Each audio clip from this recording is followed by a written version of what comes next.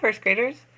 Miss Purcell here, and we are going to read a story together today that's called A Bowl Full of Dust. And this story is a genre called historical fiction. And historical fiction stories take place in the past. They have characters, settings, and events that are based on historical facts, and they blend together history and fiction into stories that really could have happened. So let's get started. I want us to pay attention today to the characters and the setting, the beginning, middle, and end. Just like our five-finger retell, our learning target is I can show my listening skills and do a five-finger retell. But we're going to add a little something to that. This time, I want us to go back to the story and use picture clues that really help us describe the setting and describe one of the characters. All right, let's get started. A bowl full of dust. "Oh, when is it ever going to rain?" Mary asked again as the door slammed behind her. Mary's mom looked out the kitchen window at their field of dust. Her eyes were wet and red. "I have no idea, Mary. It's been so long, I don't know how the wheat can stay alive." And I'm looking at this picture, and there's some clues in the background here that show that this is maybe happening a long time ago. I'm looking at the walls of their house and how they have their pans hung up there. I'm also looking at the clothes that they're wearing. All right. Mary and her family had come to Kansas 4 years before. They had heard it was a good place to grow wheat. They had seen pictures of golden fields kissed by the sun. They had been hopeful when they came. The soil was dark brown, almost black. Mary's dad said that was good. The wheat grew well for 2 years. So you can see that they live on a farm and they're going to grow some wheat. Last year, though, the rain had grown stingy. This year was even drier. Still, Mary's dad went to the fields every day. He no longer worked from sunup to sundown growing and selling wheat. These days he just went out to look at the cracked ground. He was quiet, angry, and fearful.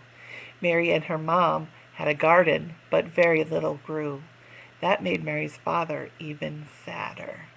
So in looking at the father there, I can look by the way he's standing and his expression on his face, how he's feeling. I'm looking also at the background where the crops should be growing and they don't look like they're growing very well. Some words I noticed, words that said he was quiet, angry, and fearful, and then it made Mary's father even sadder. All right, those are some clues. Here's the next page. One afternoon, Mary went outside to feed their one skinny cow. Far away, the sky looked dark. A brown cloud was coming closer, taking over the sky. Suddenly, Mary felt little knives on her skin. A strong wind blew dust into her eyes. The dust stung her face, her arms, and her legs. Mary ran inside, gasping for air. Well, that looks pretty frightening to me. "Shut the door tight, Mary," her mom cried. "We already have too much dust in here." Mary looked around her. "I thought the tape on the windows would help, but no matter what we do, the dust comes in." The door swung open again as Mary's dad rushed in. More dust flew in across the room. "The dust never gives us a break," he muttered.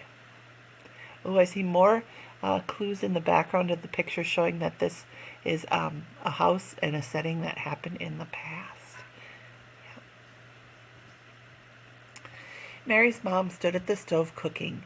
"Mary, please take this damp cloth and wipe off the table. Then set the table for supper." Mary wiped the thick layer of dirt into a bucket. The cloth was muddy, yet the table was still covered with dust. Mary opened the little cupboard. "These dishes are too dirty to use." "Never mind," Mary's mom said. "It doesn't matter. There's dust in the food already." I'm looking at this picture and I see the clue about how Dad's feeling by looking at his face right there. The family ate bread with a thin soup of onions, pepper, and salt. They sat quietly. Finally, Mary's dad said, I can't get anything to grow here anymore. We're going to starve if we stay here much longer. Mary's mom looked down at her bowl. I saw a flyer about jobs picking fruit in California, Mary's dad said. Maybe we won't have to eat dirt all the time anymore, Mary said. Soon Mary's family packed everything they had into a truck and drove to California. Oh yeah, look at the picture of their truck. You can tell that that is a truck from the past.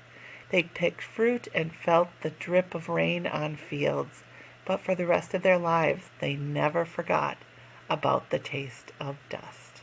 All right, so what you're going to do now is we're going to use our five-finger retell template that we've used before, and I want you to fill in the characters, the setting, and the beginning, middle, and end. But I want you to really go back and look at the picture clues to give some good descriptions of what the setting looked like, maybe what it smelled like or tasted like, I don't know, and the characters by using the picture clues to maybe look at their faces or to go back and find words in the story that describe how they were feeling. All right, that's your job. Get to it. Talk to you later.